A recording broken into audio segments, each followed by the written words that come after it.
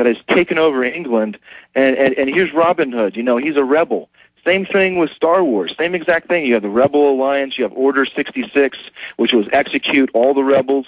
You look at Pirates of the Caribbean. You have free sailors, free pirates, and you have this corrupt, tyrannical British Empire at the time.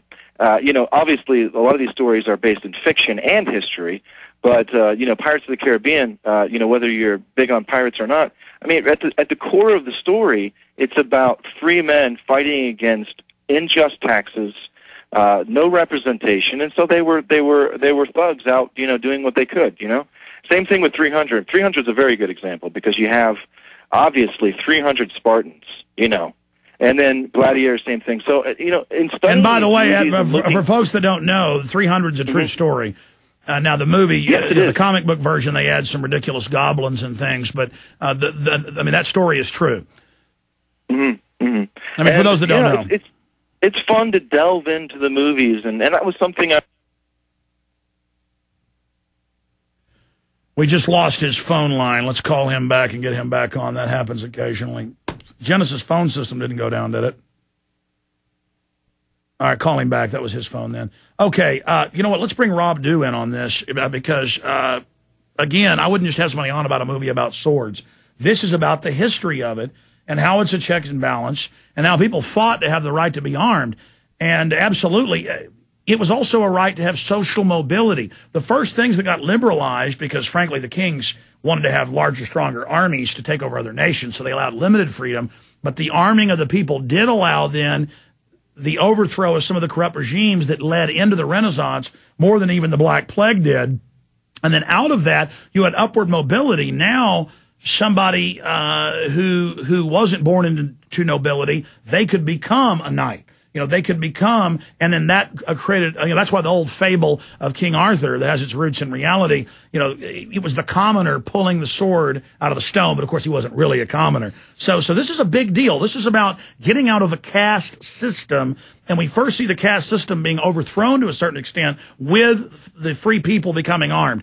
Going back to our guest, Daniel McNicoll, and the new film, Reclaiming the Blade, available here for the first time today at their website, reclaimingtheblade.com. Okay, continue. You got cut off. You know, technical difficulties there. But, you know, at the heart of these stories is a message that I think, and hey, that's why they sell tickets for these type of movies, because it's something that resonates with people. You know, and that's the bottom line. If it didn't resonate and it didn't sell tickets, they wouldn't make those. It's an archetypal, ancestral memory, whatever you want to call it. Sure. I mean, it's simple. Humans defending themselves from saber-toothed tigers with a club. I mean, you know, you're supposed to have weapons. It's that simple. And the weapons aren't bad. It's the people that wield them sometimes in a bad way. Other points about the film and then the extra disc that comes along with it. Sure. You know, there's a lot of extra interviews with Viggo Mortensen and Carl Urban, who's in the new Star Trek movie, who was also in Lord of the Rings and has done a lot of sword wielding on a number of films. And then also Ken Sparling from Skywalker Sound did the 5.1 surround mix. So if you're at all interested in just some good.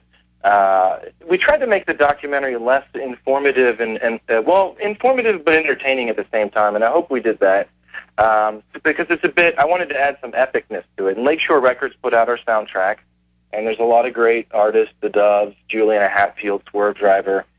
You've also got Gimli in it, the dwarf from Lord of the Rings, who's also one of the stars, and stuff like Raiders from the Lost Ark. I love that actor. Tell us about him.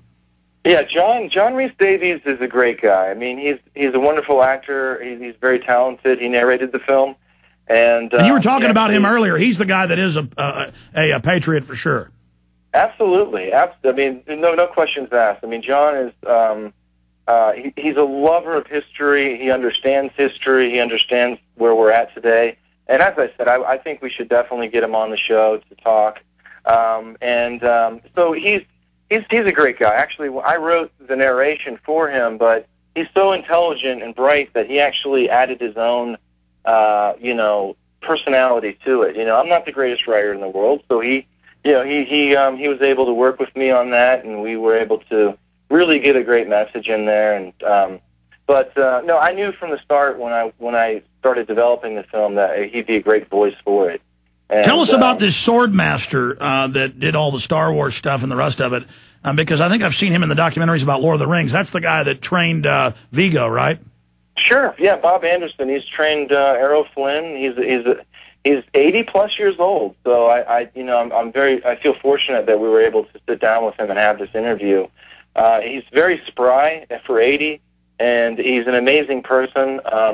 He trained Johnny Depp, Viggo Mortensen. He's a very well-known. He looks like he's about 68 years old, and you're saying he's 80. Yeah, he looks good, and that's part of what I would like to see is exercise with the sword, because it's something that attaches you. It's not just running you're not just running on a treadmill. You're exercising with a sword. There's some thought behind it. There's some passion and spirit behind it. So it's a lot of fun. I hope, and I like to think, and I romanticize about things sometimes a bit too much. But I'd like to think the sword has kept him alive for a while. But he's a really, really passionate person in the film, and we have a lot of. He's a big part of it. And then also another part of the film is the academics. I mean, we went to Oxford and we talked to a lot of really good martial arts experts. And we talk a lot about, historical European martial arts and how the gun basically kind of changed, warfare and how the sword evolved more into a sport and also into, a symbol as opposed to just being a weapon. But getting back to the English history of it, when you look at the English longbow, which is a really amazing tool and a weapon, the accuracy they had with the English longbow, which every, as I say, able-bodied male was to train with the longbow. The accuracy was so good they could hit a target further away than you could with a gun. I mean, they could really hit a target well. I mean, obviously with scopes and everything. Oh, the compound bow, and I'm no big mastermind with a bow, but I've done some deer hunting with them. I can shoot like a sapling at 150 yards, that big around. I'll say, I'm going to shoot that black, knot on that tree with a target arrow and actually hit it. I mean, that's the thing, is they try to destroy the Second Amendment. We need to try to keep it, but also get good with bows, get good with swords. And plus it's a lot of fun, and fencing is exhausting, is it not? Well, I have to confess, I'm a filmmaker first and a martial artist on the side. I love doing the martial arts too, but I'm not that great at it. I leave that. But let me tell you about another project that could be really cool that we're working on. I don't know if you've seen Batman or Batman Begins or Dark Knight, but a lot of the fight choreography in that movie, I've been talking to some of the developers of that fight choreography, and I'd like to do another Reclaiming the Blade type movie with Husto and another guy. He worked with Christopher Nolan and Christian Bale. He trained Heath Ledger actually for The Dark Knight, and Liam Neeson as well. But there's some really cool martial arts of just hand-to-hand combat. And a lot of your listeners may not know this, but they've actually seen the fighting style called Casey's Fighting Method, KFM, which was used in The Dark Knight and also used in the other film, Batman Begins. But just another interesting project. Well, let's talk more about the film that just now is coming out when we come back. And Rob Dew, my producer, has got some comments. I've been running on here. We really appreciate our guest, Daniel McNicoll, joining us. I'm Alex Jones.